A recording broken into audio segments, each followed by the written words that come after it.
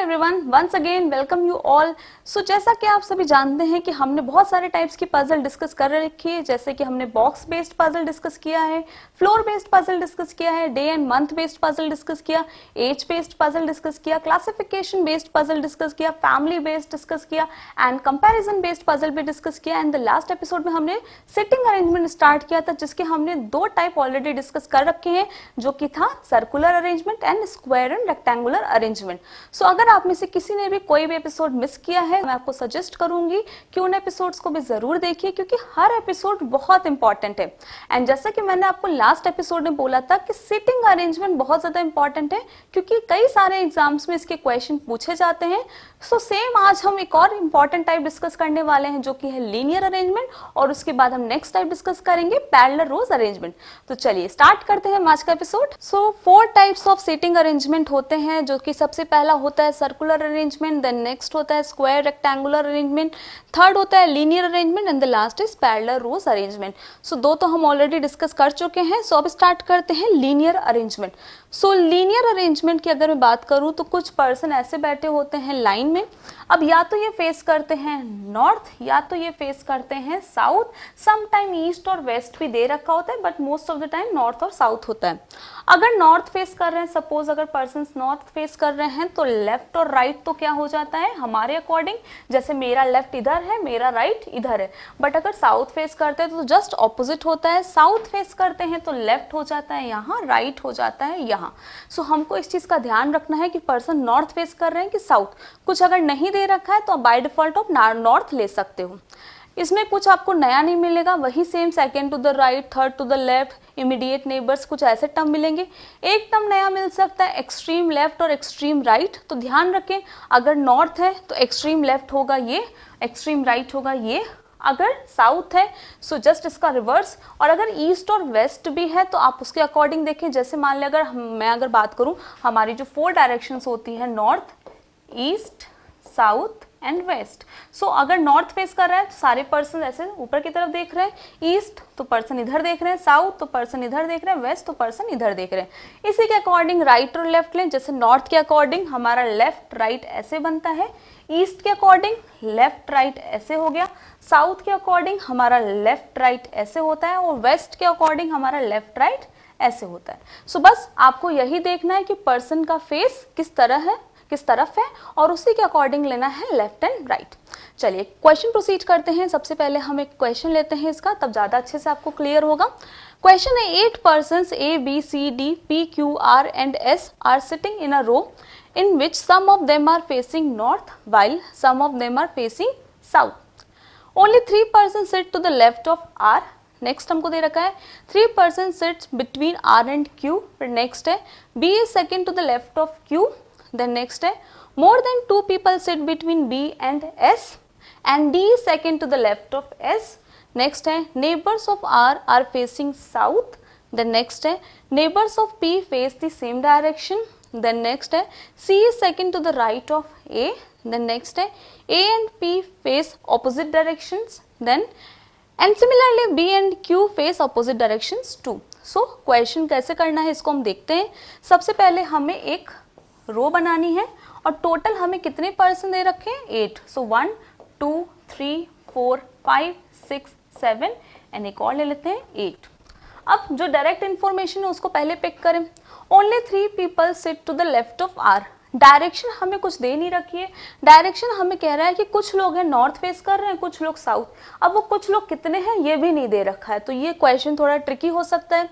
Only 3 people sit to the left of R. मान लो मैं कहूं आर को हम नॉर्थ फेस कर दें। सपोज आर के लिए 2 कंडीशन हो सकती है कि या तो वो नॉर्थ फेस कर रहा होगा या तो साउथ। तो किसी एक कंडीशन से प्रोसीड करते हैं। मान लो मैंने कहा आर को मैंने कर दिया नॉर्थ फेस। अब जब आर नॉर्थ फेस कर रहा है तो आर का लेफ्ट तो इधर हो गया, and only 3 people sit to the left of R. So only 3 people to the left of R, ये बन गया। नेक्स्ट दे रखा है 3 person sit between R and Q. अब 3 पर्सन यहाँ तो हो नहीं सकते क्योंकि यहाँ तो एग्जैक्ट 3 है। So 3 person sit between R and Q, यानी क्यू हो गया लास्ट में और बीच में आ गए 3 पर्सन्स, कुछ ऐसा बन गया। नेक्स्ट हमको दे रखा है B is second to the left of Q। अगर हम Q को साउथ फेस कराएंगे तो Q का साउथ अगर हम फेस कराएंगे तो Q का लेफ्ट उधर होगा, तो वो तो हो नहीं सकता। इसका मतलब हमें Q को भी करना होगा नॉर्थ फेस। अब अगर Q को नॉर्थ फेस करते हैं, सो Q के सेकंड टू द लेफ्ट पे कौन बैठ रहा है? B। So first and second यहाँ पे कौन आ गया? B। आई होप ये चीज एकदम अच्छे से समझ में आई कि मैंने Q को नॉर्थ क्यों फेस कराया। क्यों? वापस मैं रिपीट कर रही हूँ। अगर मैं Q को साउथ फेस कराती हूँ, सपोज अगर मैंने कहा Q साउथ फेस कर रहा है, सो अगर साउथ फेस करता है तो Q का लेफ्ट फिर उधर हो जाएगा, और अगर Q का लेफ्ट उधर होगा तो उधर तो पर्सन ही नहीं बच सकते। तो इसका मतलब Q को हमें नॉर्थ फेस कराना पड़ेगा। अब Q का लेफ्ट इधर हो रहा है और सेकेंड पोजीशन पे Q के लेफ्ट साइड पे कौन बैठ गया? B। नेक्स्ट हमको दे रखा है मोर than 2 people sit between B and S। More than 2 people मतलब 2 से ज्यादा होने चाहिए, तो मतलब एग्जैक्टली S यहाँ नहीं आ सकता, या तो S यहाँ आएगा या तो S यहाँ आएगा। More than 2 people. अब हमें क्या दे रखा है कि D is second to the left of S। अच्छा, अगर हम S को नॉर्थ फेस कराएं, चाहे यहाँ चाहे यहाँ, तो नॉर्थ फेस कराएंगे तो S का लेफ्ट इधर आएगा और जो D है वो सेकंड पोजीशन में बैठा है। अगर मैं कहूँ S लेफ्ट नॉर्थ फेस कर रहा है तो क्या इधर सेकंड टू द लेफ्ट जगह बच रही है? S अगर नॉर्थ फेस कर रहा है, क्या इधर जगह बच रही है? नहीं। इसका मतलब S को तो साउथ ही फेस करना पड़ेगा। अच्छा, अब अगेन हमारे लिए S के लिए 2 कंडीशन है। मान लो अगर S साउथ फेस करता है यहाँ, तो अब S का लेफ्ट उधर होगा, S का लेफ्ट उधर होगा। अगर S का लेफ्ट उधर है तो फर्स्ट एंड सेकंड पे किसको बैठना चाहिए? D को। लेकिन ऑलरेडी यहाँ कौन बैठा है? R। इसका मतलब S के लिए ये जगह नहीं है।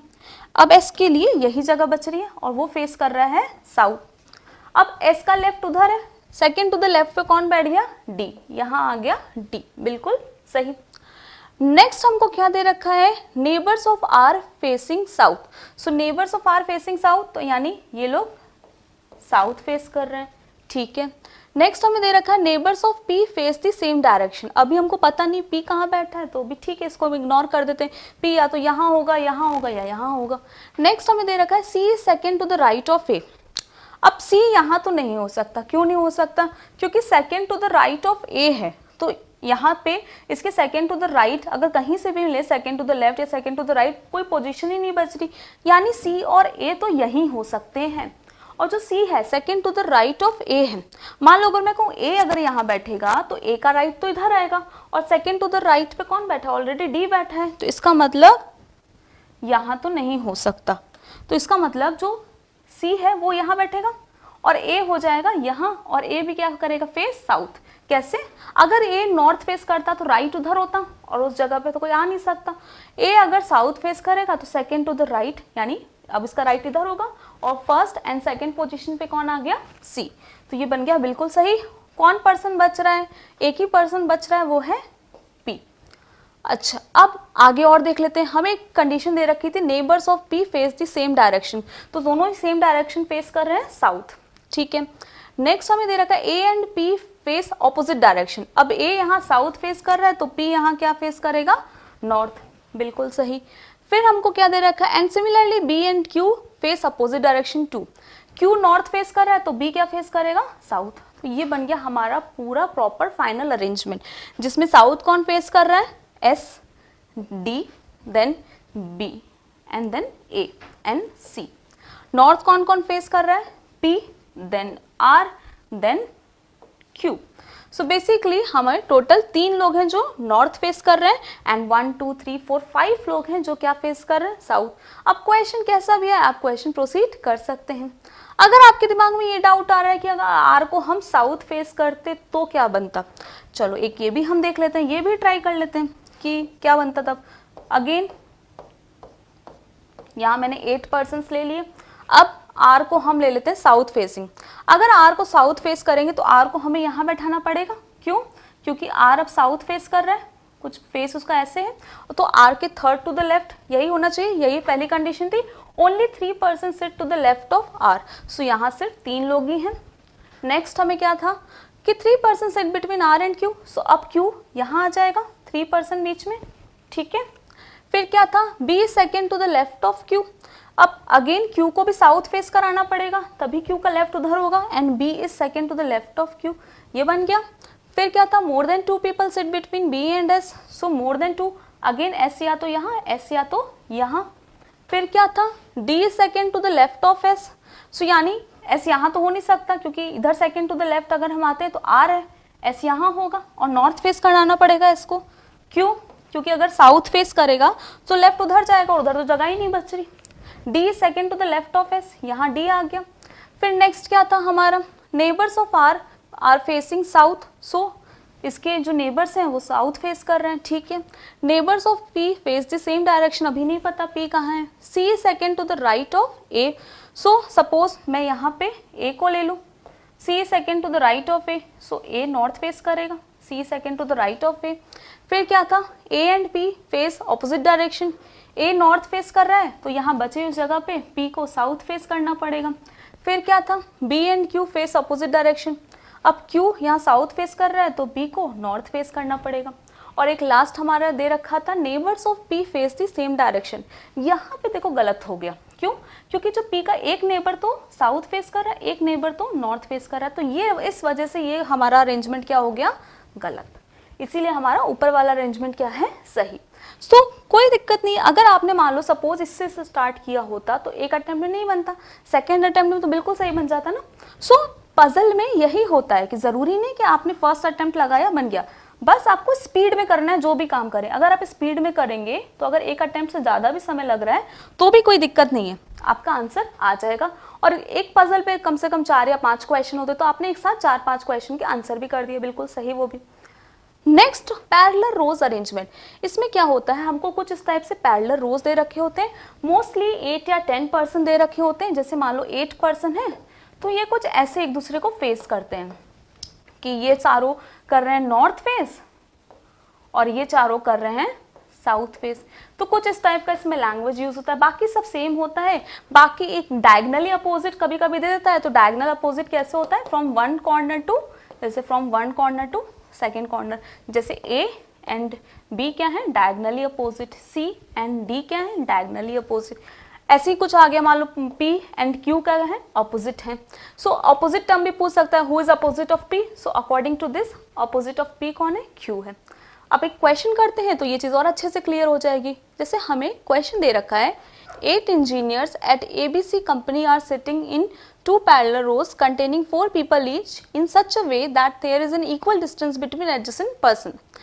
In row 1 P, Q, R and S are seated but not necessarily in the same order, मतलब जरूरी नहीं कि वो सेम ऑर्डर में ही बैठे हो सकता है बैठे भी हो सकता है ना भी बैठे हो। And all of them are facing south, ठीक है, हमको ये क्लियरली स्पेसिफाई कर दिया कि ये 4 साउथ फेस कर रहे हैं। इन रो 2 A, B, C and D are seated but not necessarily in same order, same वही चीज, जरूरी नहीं कि A, B, C, D same इसी ऑर्डर में हो सकता है हो भी हो सकता है ना भी हो। And all of them are facing north, हमें ये क्लियर कर दिया कि A, B, C, D north face कर रहे हैं। Therefore, in the given sitting arrangement, each member sitting in the row faces another member of the other row. मतलब ये चारों जो क्या कर रहे हैं, A, B, C, D, P, Q, R, S को फेस कर रहे हैं, मतलब हर पर्सन सामने वाले को फेस कर रहा है।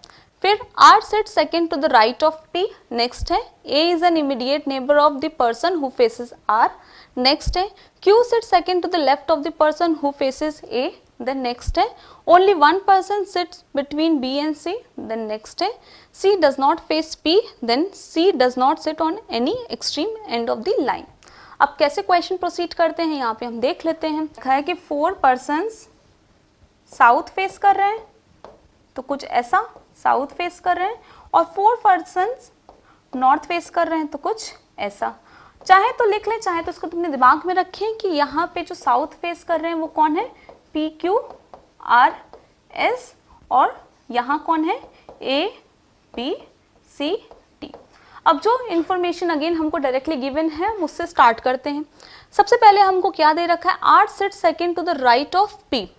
अब R sits second to the right of P, मान लो अगर P यहाँ होगा तो R राइट, P चूंकि साउथ फेस कर रहा है तो P का राइट इधर होगा, सो R यहाँ होगा, और अगर P यहाँ होगा तो R यहाँ होगा। किसी एक से लेकर स्टार्ट करें, मान लो मैंने कहा P को यहाँ ले लेते हैं, P यहाँ है तो P का राइट इधर हुआ, सेकेंड टू द राइट पे कौन आ गया, R।